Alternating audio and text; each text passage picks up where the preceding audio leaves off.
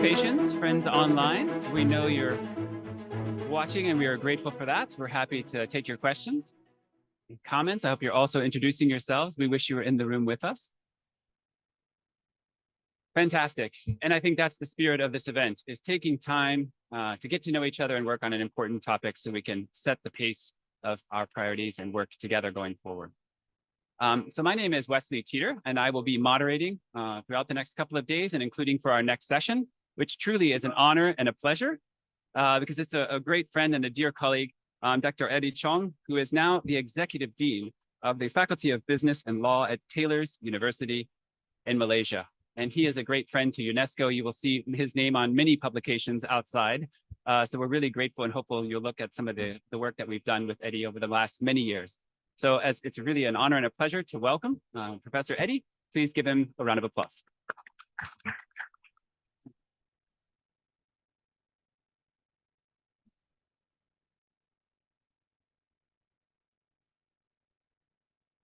Thank you very much, Dr. Tata, for your very generous words. Yeah, we have been doing a lot of things together for many, many years until COVID disrupted the works that we were supposed to be doing. I remember we planned something here in Bangkok in 2020, followed by consultative work in Afghanistan, but all of them have been disrupted because of COVID. So it depends on how we look at COVID. Some of us look at it as a disruptor. Some of us look at it as a headache. Some of us look at it as a good problem. So a very good morning, good day to Associate Professor Pasit, Margaret, and to all our colleagues, friends, ladies and gentlemen who are here with us, and also our friends who are online with us today. Thank you so much for this opportunity. I must thank UNESCO, KEDI, and the Korean Fund and Trust for this opportunity to share my humble experience of the things that we have done as far as micro-credentials are concerned. And hopefully with this, we can set the context for what we will do today and tomorrow and arrive at a very concrete and conclusive sets of actions for us to move forward.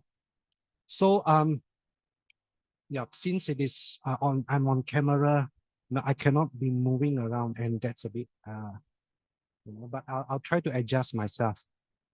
So yeah, let me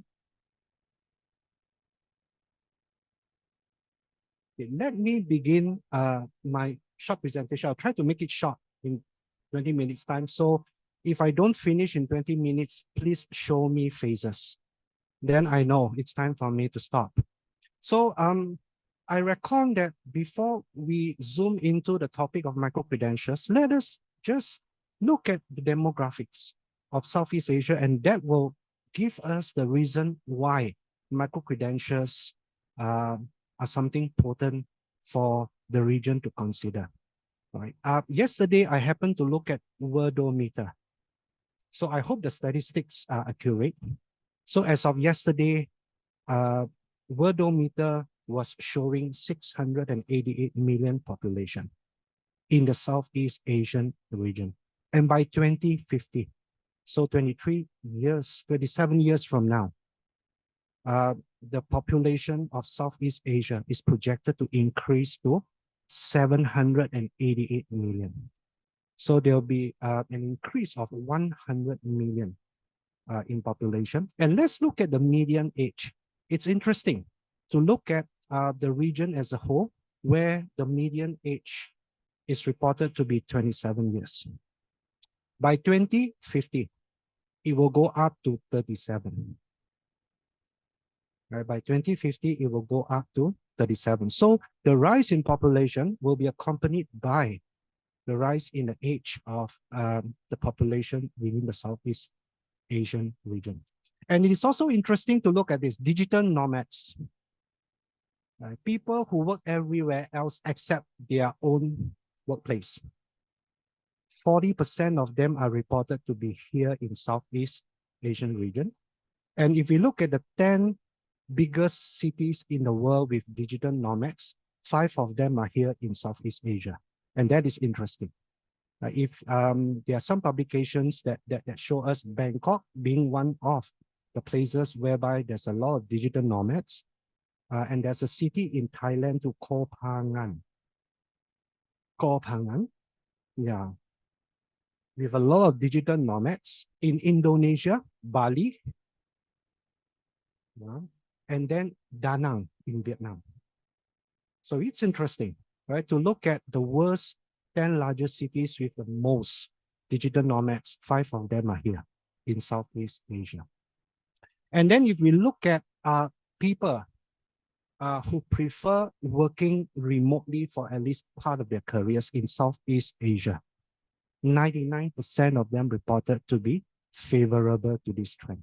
So largely thanks to COVID-19, it has changed the way how people work and how people view the future of work. And related to this will be the latest Future of Work report by the World Economic Forum, right? Which was published sometime in April this year. So if we look at the report, there are a few interesting trends being observed. One of which is the, of course, emergence of A, B, C, D, and now E. What is A, B, C, D, and E? A, automation or AI. B, blockchain. C, cloud computing. D, data analytics. And E, educational technologies. So the emergence of A, B, C, D, and E have caused a big disruption in how people work. And the report also mentioned that 6 out of 10 people must be trained by 2027. I think Associate Professor Pasit mentioned that very aptly, right, on the need to upskill, reskill. I think Margaret also mentioned a bit about that. So 6 out of 10 people need to be upskilled and reskilled. There's also another trend coming, Generation Alpha. Right? Okay. Generation Alpha, the oldest Generation Alpha today, are kids born in 2010. So how old are they now? 13 years old. So how many more years will they be joining the university? 4 years? 5 years? By the time they turn 17 or 18, there'll be the time when they will go to university. And Generation Alpha, as reported by McKinsey, is a generation that is far more different from this generation, from Generation Z, where how they look at learning, how they look at life will be very different from what we are doing now. So looking at all these developments that are currently happening, as well as those that will happen in the future, will micro-credentials be a part of the solution to some of these developments? So this brings us to what micro-credentials are all about and why are we here. I think some of the challenges have actually been mentioned by Associate Professor Pasit and also by Margaret. But of course, we'll delve deeper into some of the pressing issues when we look at the development in the Southeast Asian nations in general. Okay, let me now, turn to the floor and see, a raise of hand. How many of us believe micro-credentials are actually useful for reskilling and upskilling? Wonderful, wonderful. So one survey done. Okay.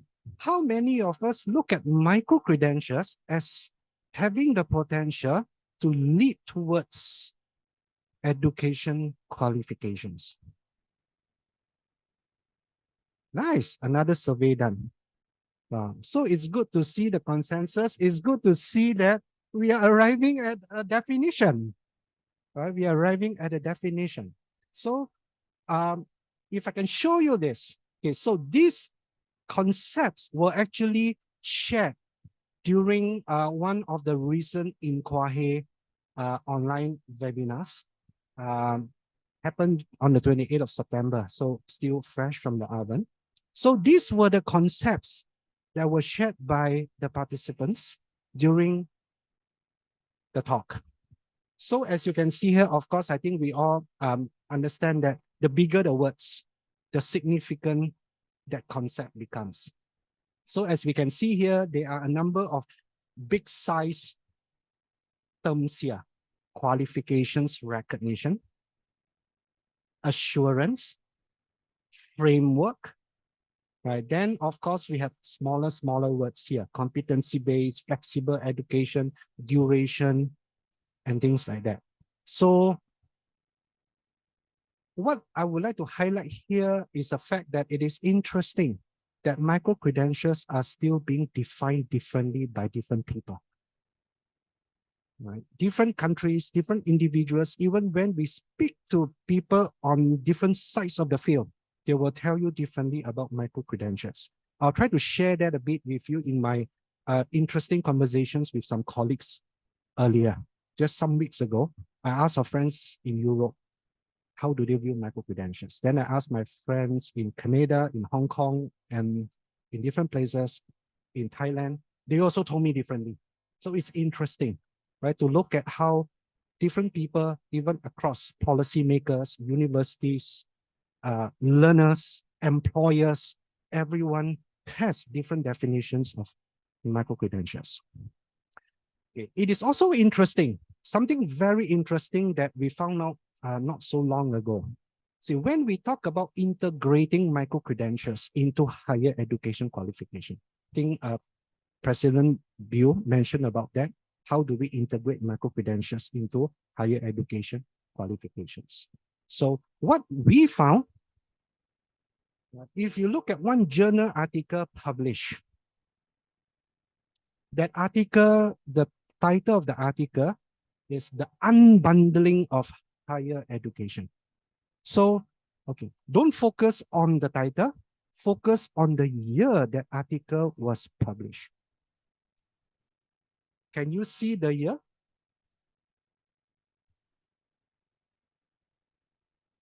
Interesting, isn't it? We always thought that micro-credentials are a new addition to the already very large family of qualifications. But if you look at this article, what it tells us is that 50 years ago, or slightly more than 50 years ago, people already started talking about unbundling higher education. Stacking and the concept of, stackability, the concept of, building qualifications through short courses, they are already there more than 50 years ago. And of course, we have also heard the terms continuous professional development, capacity building, training, short courses, certification programs. These programs have lived longer than micro-credentials, right? They have been here at least for the last 50, 60 years or so. Then, of course, we started seeing some professional bodies, Cisco, Microsoft, right? They began to offer certification courses just to upskill some of the workforce, so that they can serve these organizations better. So it is interesting to look at the development, how we started and where are we arriving at. Then some years ago, before micro-credentials, I think we were all mesmerized by MOOCs, right? Everybody was talking about MOOCs, massive online open courses. Then we started seeing a lot of providers, edX, Coursera, name it, they offer MOOCs. But then MOOCs was proven to be a fad. It has now been replaced by micro-credentials. So it depends on how we look at it. It could be a fashion, but we still do not know if micro-credentials will be replaced one day. We do not know. It's too early to tell if micro-credentials is yet another fad, right? Because again, different definition, interpretation, and also speculations of the usefulness of micro-credentials and how it will end up being a mainstream part to a larger qualification. So now let me move to some of the countries. So if we look at the progress, different countries are progressing differently. So I must apologize that I only managed to get data from some of these countries, largely thanks to the Share KMUTT seminar that we had sometime last year. So where we gathered a number of policymakers and universities to share the progress on where they are. So as we can see here, all I could summarize here will be these 6 points. Looking at the different progresses, different statuses, and also different standing of how these countries look at micro-credentials. We can see here that some of these are largely government-driven. In Malaysia, it is government-driven, very much government-driven, initiated by the government. Then we also see like Singapore, and then to some extent, Philippines, Indonesia, we see a lot of initiatives, even including Thailand, were actually pushed by the universities with the support from the government. Then, of course, upskilling and reskilling. Out of 10 people, if you ask them, 11 of them will tell you that micro-credentials serve the purpose of upskilling and reskilling. So integration into higher education would be a second phase, right? If that does happen. Then we also look at the extent of involvement of industry and also providers. So if you look at Indonesia, for example, right? I'm sure we will listen to Professor Paulina later. She will share a bit more about her initiatives in the Indonesia cyber education, right? Where ICE or ICE that has built a network, right? Where different platforms, different credentials, different providers can come together. And I've only listed 2 of them here, Xuetang X and also edX, right? There are probably more that I'm sure Professor Paulina will explain more, will share more with us later. Then we look at financing, which is a very important component.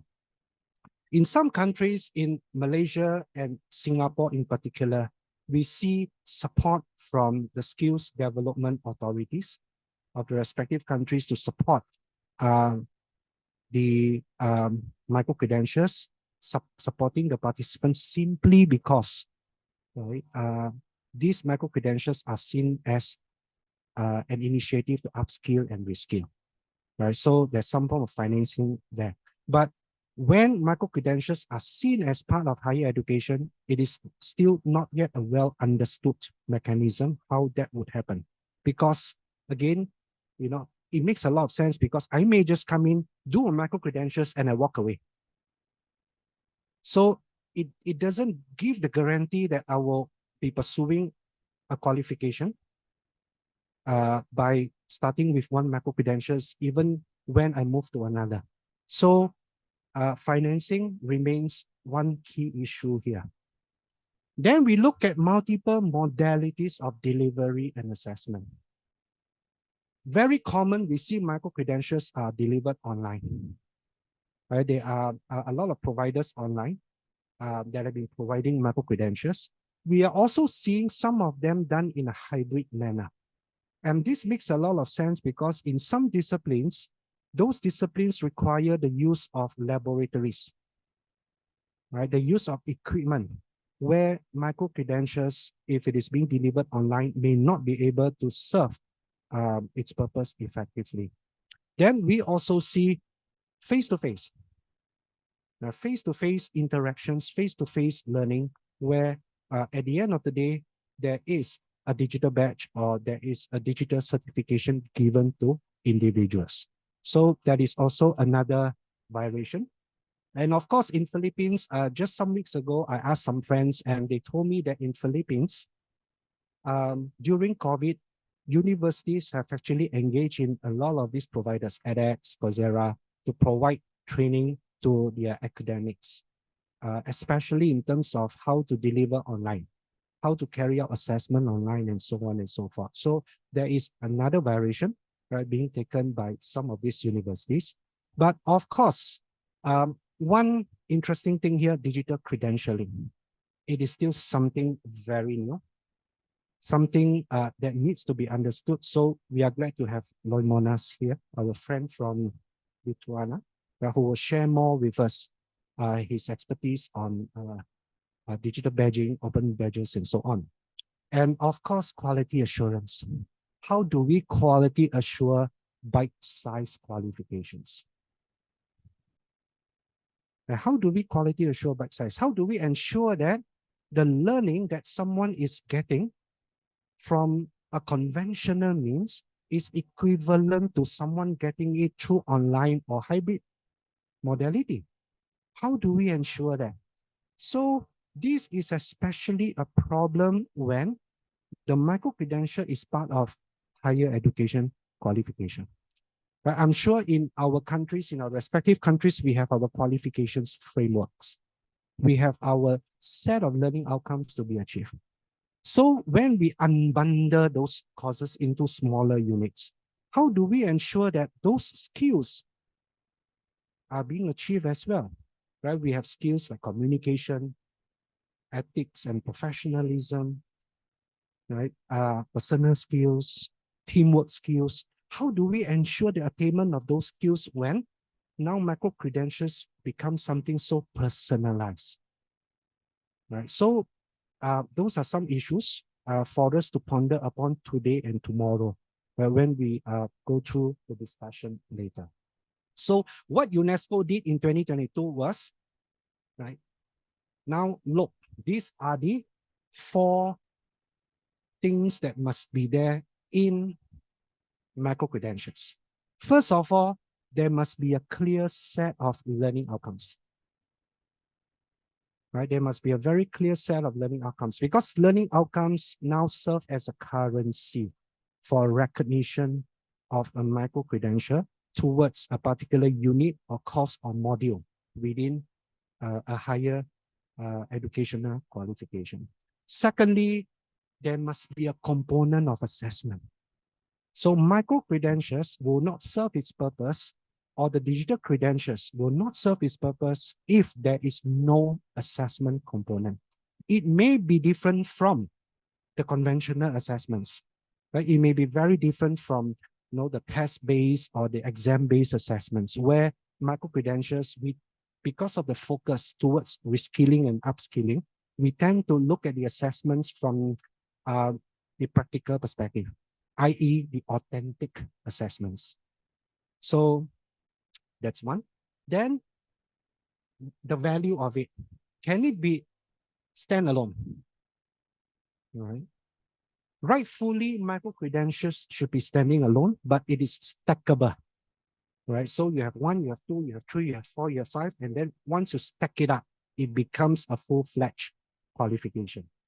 Right? And finally, which is of course one challenge here, how do we quality assure micro-credentials? Right? So we will delve a bit deeper into all this. So in Malaysia, let me share a bit of experience of what we did in Malaysia. In 2019 MQA, so we have Professor Khairul Saleh here, the Deputy CEO of MQA, my boss, when we were assembled to develop the guidelines for good practices for micro-credentials. So one of the biggest headaches at that time we had was to define micro-credentials. So what we did was we started off with a very narrow focus. Very narrow focus. We focus on upskilling, reskilling. There has been some thoughts about integrating them into higher education and so on. Then in somewhere late 2019, we came out with the draft. But none of us were happy with the draft. We thought that we haven't done enough. We have referred to more than 20 publications, to UNESCO's publication on micro-credentials. We look at OECD, we look at different publications. We were not happy. We were not happy. So what we did was, we spent another few more months looking at more information, looking at more publications. And on that basis, we came up with this definition in 2020, which we are still using it today. So what I've done here is to break down the definition into 5 key components. So first of all, it's a digital certification. So that is one way for us to differentiate micro-credentials from a CPD or a short course. We say that it must lead to a digital certification, more often in the form of digital badges. Then there must be an assessment component. So assess, that's why we put the word here there, assess in terms of knowledge, skills, and competencies in a very specific area, because again, micro-credentials has to be very disciplined or area specific because of its smaller unit, the nature of it. It must be from accredited program. This is where we try to address the issue of quality assurance. Right? It must be from the accredited program. It can be standalone, but there must be a provision of third-party assessment of the program before the program is being, or the micro-credentials is being offered to the public. And it can serve many purposes. It can serve professional purposes. For example, learning how to use ChatGPT, 2 days micro-credentials course, right? So if I'm an educator, I need to know how can I manage ChatGPT in teaching, learning, and assessment. It could also be in terms of technical, right? Some very technical courses that require people to use certain equipments, things like that. Academic, this is where we see learners coming into the picture, participants learning something. For example, I learn, if I'm a K-pop fan, I will tend to, pick up Korean, whether on my own YouTube or I go to a language center and pick up the language. And now when it's time for me to get into the university, and it so happens that the university offers Korean as an elective, right? Does it mean credit transfer for me? Right, that is another perspective, right, of how we can look into micro-credentials, and also, of course, coupled with the accreditation of prior experiential learning. Right, so my learning journey is shortened. Instead of spending 3 years or 4 years at the university, I may only be spending 2 years and I get my degree.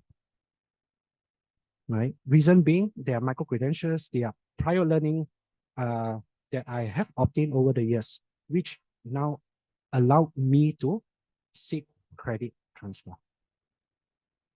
So how possible would that be? It could also be personal, right? If you look at micro-credentials, it may also teach us how to bake, how to cook, right? So there are a lot of fun elements within micro-credentials itself. So we try to define micro-credentials as comprehensive as possible so that it covers both the academic and also the standalone requirements. Right, so skills-based colleges, training companies, providers, consultancy companies, they know what are expected when they were to develop micro-credentials. So this is a bit deeper into what we have done.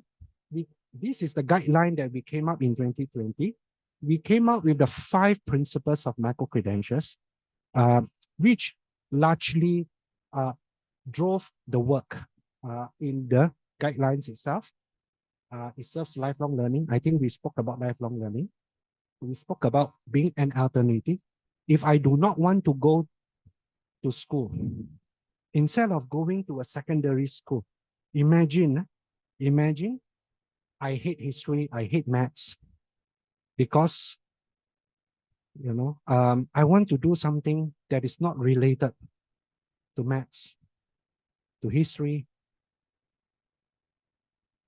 Right? So can I just take the micro-credentials, right? So there's also this element, which I'll come back later, right? The implication of allowing this to happen. Access, it widens access. I think that is also part of UNESCO's SDG 4, providing education to everyone. Stackable, we talk about the concept of stackability, and also just now we were talking about the recognition of non-formal learning. So we came out with the first guideline in August 2020. Now we are coming out with the second guideline on the standalone micro-credentials. So if they are other providers than universities, how do we treat them? And how do we ensure that these micro-credentials are equivalent to those offered by universities so that credit transfer is possible? So we come up with another guideline. And as mentioned earlier, there must be accredited programs by MQA, the Malaysian Qualifications Agency, so that the quality is assured. We also issue what we call a Malaysian micro-credentials statement. So let me show you. This is a statement. This is a statement that must be issued to all learners. So these statements will work behind the digital badge. So once a learner showcases his or her digital badge, and once someone clicks on the digital badge, that someone will be able to see what's behind. What has the person learned? What are the learning outcomes? What are the topics? What are the assessments being carried out? And the equivalency, we also show here the equivalency, by how many weeks the course is being offered. And then we look at what is this micro-credentials related to, which program. So we show it here, and this will hide behind the digital badge, which could be issued by the credible, correctly, or by some institutions on their own. So we do that. And what MQA is doing now is that MQA has a portal on the micro-credentials. So anyone at all, because what institutions need to do is to write into MQA to notify MQA that I'm now turning my accredited, some courses of my accredited programs into micro-credentials, and then MQA will show that in the portal. So there's a portal. I think there are more than 13,000 micro-credentials now on MQA's portal. So the public can check. The public can take a look at the micro-credentials. The institutions, higher education institutions, keep a record of the learners. Why? Because if the learner decides to come back to continue to take another micro-credentials and complete all micro-credentials to get a degree, then it is important for the institution to keep a record of that individual. And moving forward, MQA will be appointing some institutions, some more experienced institutions, to do assessment of credits. What happened is that I may move from one university to another. I do a micro-credential here and I do another there. So who is in the position to say that it meets the requirement of this degree? So these institutions will come in timely to do the work. Right. So these are the things we do. We allow credits to come from the same institution, micro-credentials from the same institution, from different institutions, from different providers. So these are the possibilities that could happen for different micro-credentials to be considered. The challenge here is it is still very much an internal process. If I've done something with ICE, if I've done something with Coursera, edX, and things like that, or I've done something with Queen Monk, how does it consider, right? Something that I can use for credit transfer. So those are some issues at the regional level that we need to discuss today or perhaps tomorrow. So just an example of an MBA program of one of the institutions in Malaysia. This MBA has 12 modules, 12 courses, plus one thesis. So what this university has done, this university divided the 8 modules or the courses into 25 micro-credentials. Right? 25 micro-credentials. So anyone can come in at any point. Right? So once I've completed all these 25 micro-credentials, I'm deemed to have completed 8 of the modules of the program. And now, as a student, as an MBA student, I have 2 options. I can either take the 4 modules, come back to the classroom, do the 4 modules, finish my dissertation and get my MBA, or I can get credit transfer for these 4 modules, do my dissertation and get my degree. So this is a mechanism that we are using in the country. Age, we also fix age requirement. This is something very interesting, right? Something that we have been debating for a long time. If we don't allow, if we allow people to come in to do micro credentials at any point at the age of 12, 13, 14, very likely some of them may get a degree by the age of 15 or 16. So how does it impact on how employers look into these qualifications? And then we also compare with the national, the average age of graduation. Then we add 1 year, 2 years, 3 years, right? So just to give a little bit more sort of maturity and context to the graduates. But of course, we also tell the institutions that, well, you have the flexibility. If your Senate says you are good enough, there's nothing stopping you. There's no reason stopping you to graduate. Then the university can allow some of these students to graduate earlier than what we have included here. This is also one of my implications, which I've shared, I think, last year and the year before. Something that which may not be relevant now, but maybe a few years into the future. By policymakers coming into the picture, recognizing micro-credentials, will it cannibalize our higher education system? Will it change the higher education landscape? So that is something for us to consider too. So I wouldn't go through these challenges. I think I've mentioned some of them just now. Understanding has been an issue. We have more supply than demand. Generally, we have more supply of micro-credentials than demand. It could be due to communication. It could be due to how industry, how people are looking at micro-credentials at this point of time. I think generally people are still conservative. We still think that educational qualifications cannot be replaced by something else. Yeah, I think we are still conservative on that part. Then just now I was talking about learning outcomes. How do we ensure that when people do these bits and pieces, how do we ensure learning outcomes, teamwork, communication, and so on can be achieved? So that's one issue. Then we talk about infrastructure.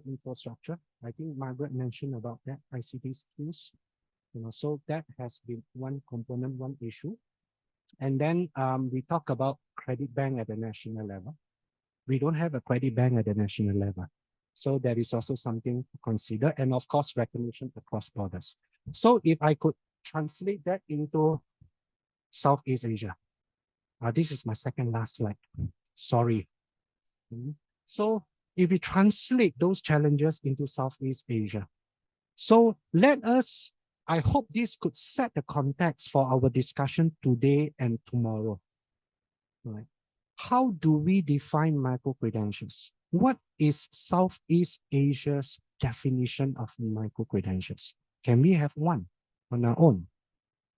Then let's also look at the extent of industry and stakeholder acceptance.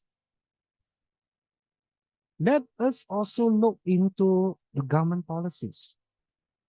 Right? Do we need government policies to drive micro-credentials? Which is obviously yes, because credit transfer, recognition across borders, and so on, all those require governments to be talking with each other. Then the integration of micro-credentials into academic programs. So some works are already ongoing.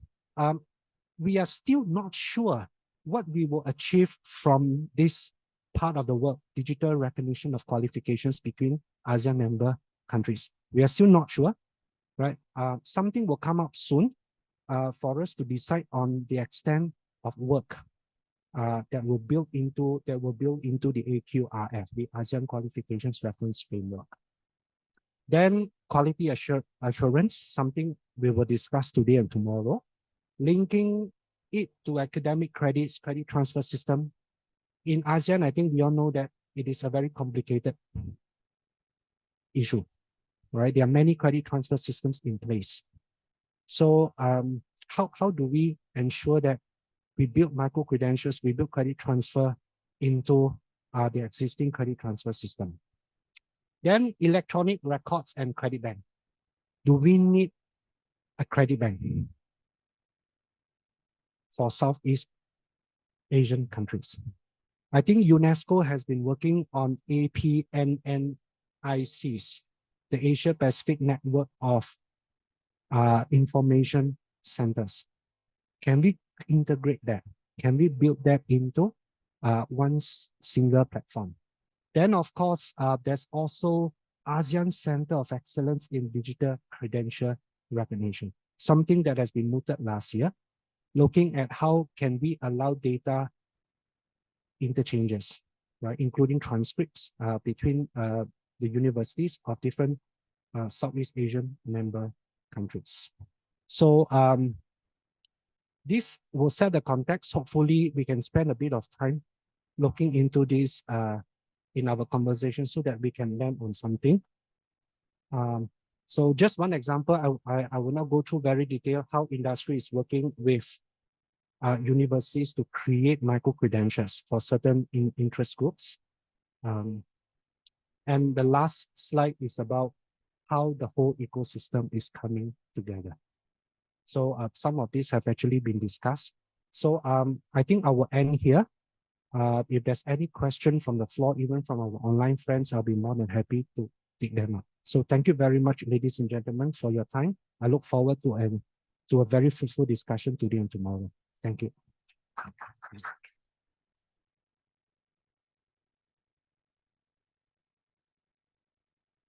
That was outstanding. I feel like we have so much to discuss just from this talk. Let's take a few minutes before we go into a break. We have a few more minutes with our online audience.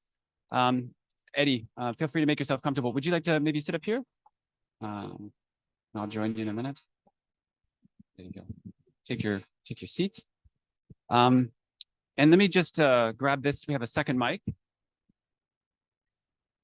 I'm going to take 3 or 4 questions from the audience before we go to a break, but we do have another hour to reflect after this as kind of the internal working group. So if you'd like to raise your hand and ask questions, because I think there was a lot there in that first presentation. So 3 or 4 questions from the floor, just for clarifications, comments.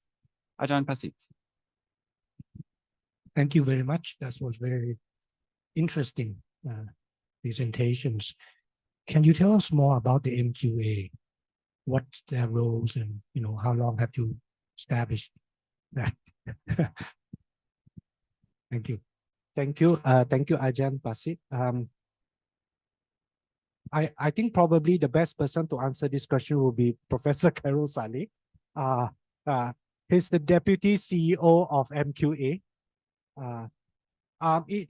If I can just summarize, it has somewhat a long history since 1997. Yeah, when we started off with the National Accreditation Board, and then in 2007, it became the Malaysian Qualifications Agency because of an Act of Parliament that has been passed in 2007, and also in conjunction with the Malaysian Qualifications Framework. Yeah. So I'm not too sure if that's your question, Ajahn Pasit. Oh yeah, it is a statutory body under the Ministry of Higher Education. And their responsibility includes quality assurance of programs, accreditation, and there are a lot more that the agency is taking up to support the development of tertiary education in the country. So perhaps if I may, not to put you on the spot, Professor Khairul, maybe later on during your session, you can share a bit more. Yeah, wonderful, wonderful, wonderful. Brilliant. Some more questions from the floor before we go to our break. Dr. Pariano? And more questions are welcome. Thank you, Professor Eddie, for a very comprehensive presentation, and I think gave us very comprehensive overview in this case. My background is more on TVET, even though I was working in higher education. When we talk about micro-credentials, of course, when it comes to building qualifications. I think this is something that we are discussing. I think try to address how this can be recognized for further educations. But at the end also we need to look at the recognitions. Recognition for from the user's point of view. Yeah. And maybe if you could share at this moment, at the current status, what are the acceptance for the users in terms of those who hold micro-credentials? And maybe from this also we can strategize in terms of preparing the quality micro-credentials that at the end recognitions can be addressed at the early stage. Thank you. Thank you, Pak. Thank you. That's a very interesting question. To begin with, if I may clarify, these are not my work, but the work of many of our friends who are sitting here. Through our conversations, through our discussions, that's where I could summarize what we see on the screen. Okay, coming back to your question, Pak, if I can be very straightforward, the acceptance rate has been low. In many cases, I wouldn't say 100% in many cases, but it has been low, unless for certain micro-credentials which have direct implications or impact on the companies where these individuals are working. So more often than not, we've been advising universities, the one big thing you must do is, to educate the industry that you are working with. And I think partly it's also policymakers' responsibility to tell the industry that we are working towards recognizing micro-credentials as equivalent. And secondly, we tend to see more direct beneficiaries of micro-credentials than individuals. So for instance, like Cisco certification is a good example. Microsoft certification is another good example. Right? Where you have those certifications, you are recognized. Right? Those in the IT companies will recognize you. But in other areas, unless it is a skill that is very much needed, I think in TWET, things are more apparent in TWET than in areas that require cognitive abilities. So, but generally, it is still very low. I'm not too sure. Perhaps after this, we can spend a little bit of time discussing about how industry are looking at and what should we do to bring up the level of awareness. Right? We have heard that Google was saying this some years ago, we don't hire people with degree anymore. But how true is it? We do not know. Right? We do not know. Microsoft says that no, we are not hiring people with degree anymore. But how true it is? So let us spend a bit of time, discussing over this and find a solution. What are the possible ways that we can take and we can do to reach out to tell the employers the value of micro-credentials? Great. We are taking questions online, which we'll respond to after this, but we want to take from the floor if there's any more clarification questions as we start to frame our discussion going forward. I think we're really getting to the heart of what we want to prioritize. Roger Chow from the ASEAN Roger. Secretariat. Two related questions from your presentation. First, we're talking about QA and the relationship of micro-credentials to the qualifications framework, right?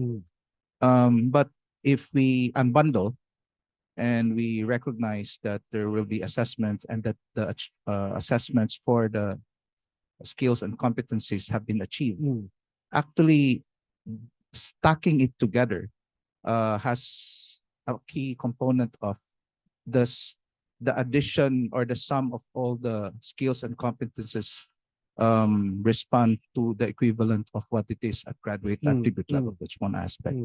Second is from the traditional higher education developments, we are still having issues of regional recognition, mobility, and quality assurance at the traditional higher education system.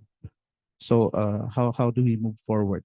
I do believe there's a need for a common definition, agreed one at the region, and we can move forward on that, I guess, together, and some other aspects. But we still have the challenges in the traditional system. How should we move forward in getting micro-credentials within national systems than to the regional systems?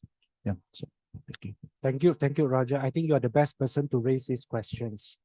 I'm in agreement with you. First of all, the implications of quality assurance. How would it work in the setting on micro credentials? There are of course some learning outcomes that we need to be concerned about, and that goes back to the design of the micro credentials themselves. For instance, communication. I think we can mitigate communication rather easily. We incorporate presentation into the micro credentials to build that communication skills. But if there is no teamwork component in a micro credentials, I'm doing it on my own. I don't need to collaborate with my partner in crime. Then how can I achieve that part? So we need to, I think you raised a good question. We need to look into the design of micro credentials itself, something we hope we can spend a little bit more time discussing on this. Then of course the interesting part will be recognition. Right. If we are looking into flexibility of micro credentials, if we want to encourage people, and I think the world now is moving towards internationalization, whereby my degree is no longer confined to where and what I study in one institution. Right? I may, get different experiences either through mobility programs. Indonesia has started doing that. The Campus Merdeka, Merdeka Belajar, independent campus, independent learning, which allows students to spend a semester, at least a semester abroad. Some universities are already doing that in the mobility program and things like that. Right now, what we see is a very defined set of agreement between the two institutions. Right? If I go there, if I complete these courses, and these courses are recognized by my program, then I get a degree. But micro credentials, how do we go about getting that recognized? And universities in particular are now keen to move towards that direction because of rankings. Right? If you look at now, a certain percentage of ranking is given to institutions that have these strategic partnerships with different institutions. And that forces some institutions to look into the courses of other universities, including micro-credentials. So how do we now come up with an agreement that there is this consensus for us to recognize the credits, to recognize the courses learned? Okay, I would suggest that we can spend a bit more of time looking at the European learning model. Right? There is this very interesting platform in Europe. It is an open source platform, not owned and dictated by one party, but by multiple parties, multiple systems coming together. And the main idea of the ELM is to support data interchanges, transcripts across 3,000 universities in Europe. So somehow a system exists for us to look into the different qualifications, rather than we ourselves have to take up the burden of knowing, oh, what have this individual learned in King Mongkut? How is it related to the learning outcomes of my program? And things like that. So something for the region to consider, right? It may not be a short-term work, but somehow we will reach there at one point of in time. And there's already this ASEAN Center for Excellence, right? So would that provide us with something? What I learned is that there are policies there in digital credentialing system in Indonesia, in Philippines, in Vietnam, and Singapore. Malaysia and Thailand, I think there are pockets of expertise here and there, right? But we need that one regional voice, one regional system to move forward. Then hopefully with that recognition will become easy. Thank you, Roger. Outstanding. And I start to think that we see the potential in the room and the potential of this topic. And I think that's where we want to end on for this first panel. And but for me, I also want to ask from UNESCO's perspective, how will we know when we're achieving our goals? How will we know when micro-credentials are taking root and making the changes that we want to see in Southeast Asia? So I'll give you a second to think about that, because I think from UNESCO's perspective, what we're listening for here today is how we can add value in terms of not only regionally, but globally. This conversation is happening for the last couple of years. We're looking at how UNESCO can help create a framework for quality micro-credentials. So this is happening with the World Trade Organization. This is happening with the International Labor Organization. Many big partners are interested in how we can add value without squashing innovation. And I think that's really the interesting part. How we can learn across regions without repeating past errors. Are we convincing ourselves? How do we know when we're achieving progress versus convincing ourselves that we can create technical tools and technical solutions that are not valued by learners, that are not used in industry? This is very real. So every few weeks, we present and join forums on the topic, and there is undoubtedly potential and interest. There is also undoubtedly very little uptake from learners and from industry. So I hope we deal with that from the beginning, looking at existing definitions and existing topics so that you come to this next round of debates with Dr. Jai and the panel, that we are not repeating enthusiasm, but looking at results that measure progress towards the Sustainable Development Goals. So with that, I'll pause from our side and thank Eddie, unless you'd like to say any closing remarks for our online audience, and we'll take some questions from them during the break. Any closing thoughts as we go to break? Yeah, thank you again to you for the excellent facilitation. Thank you to the ministry for supporting this initiative. Thank you to KEDI, UNESCO, of course, Korean Fund in Trust. I think it is timely for us to have this session. It is timely for us to sit down. As you have rightfully mentioned, there are so many being spoken about, so many being discussed, so many things being agreed upon, but what we lack now is action. What can we put forward? Something that we can quickly turn into action. It can be sort of a timeline plan for us to consider. And also what we discuss today and tomorrow, hopefully the gist will also reach the policymakers. And we think that is important because universities require support, and vice versa. The policymakers also require the universities and also the different bodies to be supporting each other. So I think you answer the question that you were supposed to ask me. You gave me a second, but you answered that question very well. Really very well. Which if I can just repeat, let us spend today and tomorrow focusing on what we can add value. I don't think, to be honest, I don't think we should spend another 1.5 days, discussing about plans, discussing about status. It is time for us to put them into action. So hopefully we can arrive at some points today and tomorrow. Let us look into the definition itself. Let us look into the perspective of the policymaker. What support we need from policymaker?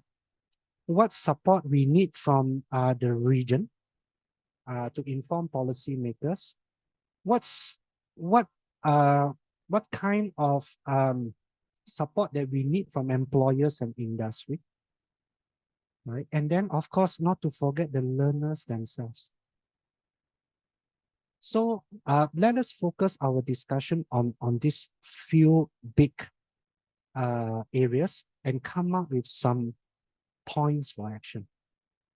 Yeah, so hopefully we can do justice to our session today and tomorrow. So thank you again to you, to our online friends. Of course, thank you for being with us. If you have any question, please don't ask me. No, I'm just kidding. Ladies and gentlemen, Professor Eddie, please thank him for us. Outstanding. Truly an inspiring start. And from here, we will go to break for about 20 minutes. So our group in the room can take a coffee break, and online. We wish you the best, and we'll see you tomorrow. Please join us tomorrow. We're off to a great start, and we look forward to an enriching discussion. So inspired and motivated, off we go. Thank you very much.